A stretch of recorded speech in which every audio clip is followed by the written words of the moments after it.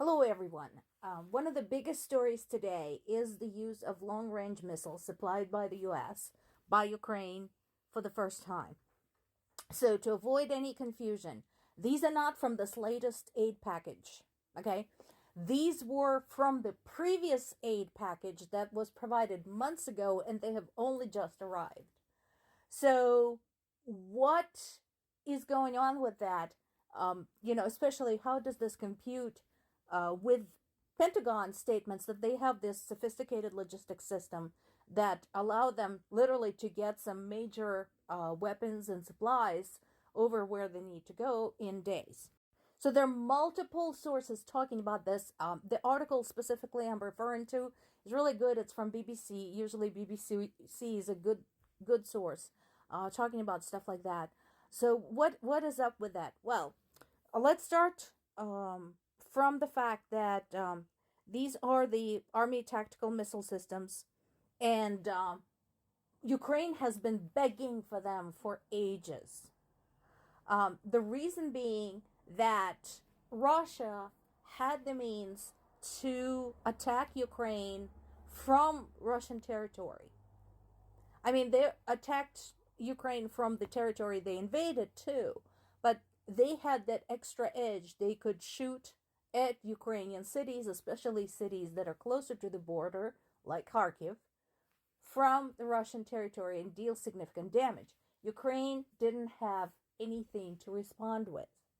So, while they were waiting, as you know, Ukrainians started getting creative and used what they could, specifically the drones, because the drones, as we mentioned before, are not very complicated and inexpensive, and they use that to hit inside Russia.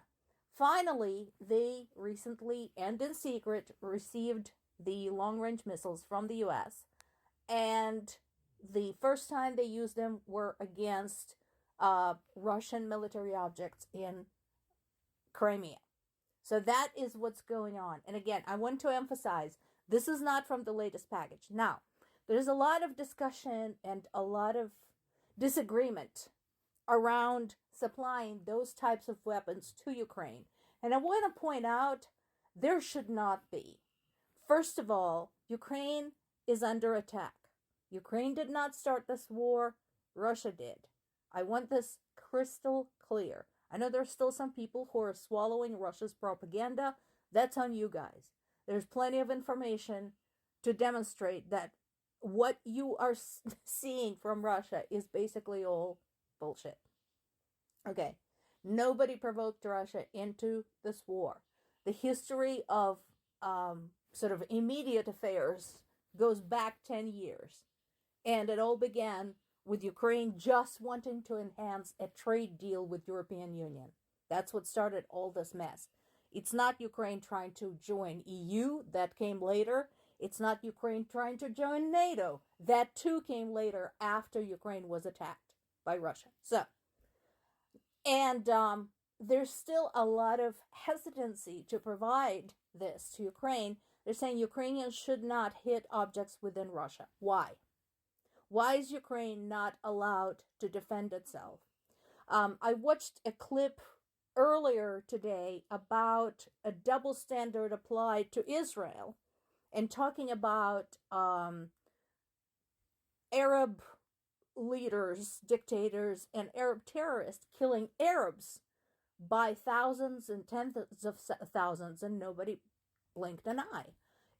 United States killing Arab civilians and military in response, for example, to 9/11, and nobody blinked an eye.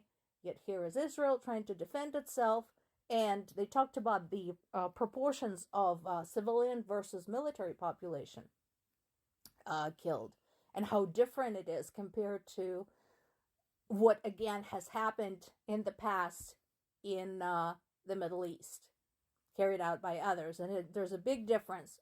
Good report that. So, same applies to Ukraine. Russia wiped entire cities off the face of the earth, killed thousands of Ukrainian civilians, including children. destroyed hospitals, schools, kindergartens. Millions of Ukrainian people are left homeless, millions are displaced. Why is Ukraine, after all of that, why is Ukraine not allowed to hit military objects inside Russia? Now, this is interesting. Russia continues its posturing. They're saying, oh, this is no big deal. Even better. If Russia is not bothered by Ukraine's use of these weapons, go ahead, guys. Aim, fire.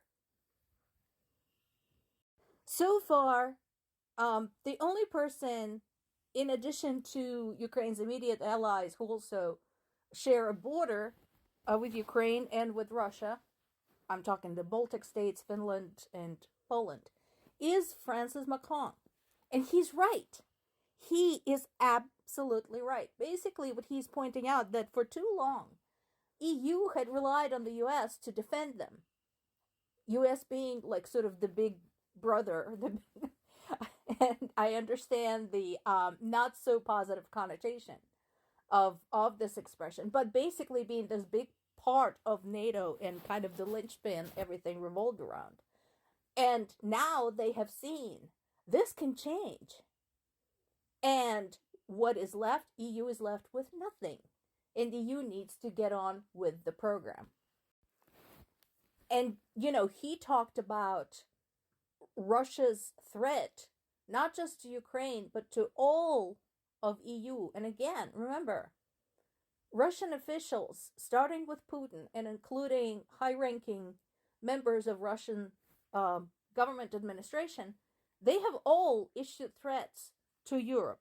Now, they all keep saying, oh, we're just kidding. No, you don't kid with something like that.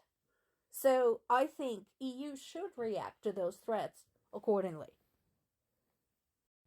Now, Zelensky also met with the UK Finance Minister Jeremy Hunt.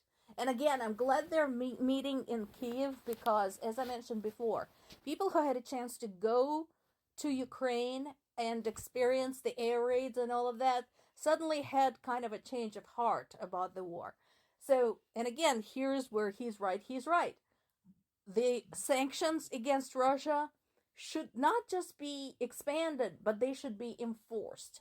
Because if a country is being punished with sanctions for something, in this case, invading their neighbor, but they continue invading their neighbor, then something is not working right and there should be repercussions. Now, we once again have a difference in reporting.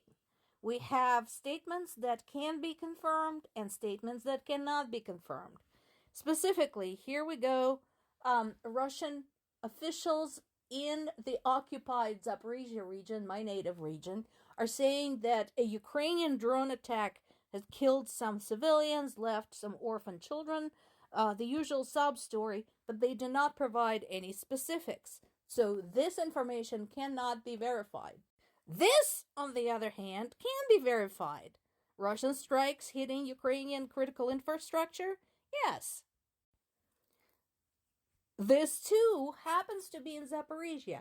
And so now I wonder, was it really Ukrainian drones that hit supposedly parents of a family and left 4 orphan children?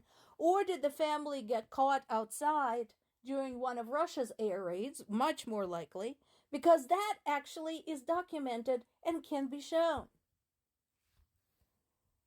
There is much debate going on in Europe and in the US, including US Capitol Hill, as to what will happen now that Ukraine has gotten its help. Well, will hopefully get the help sometime soon. Will it be enough for Ukraine to win the war? And my point to people who are saying that is, have you seen what Ukraine was able to do before it got the aid?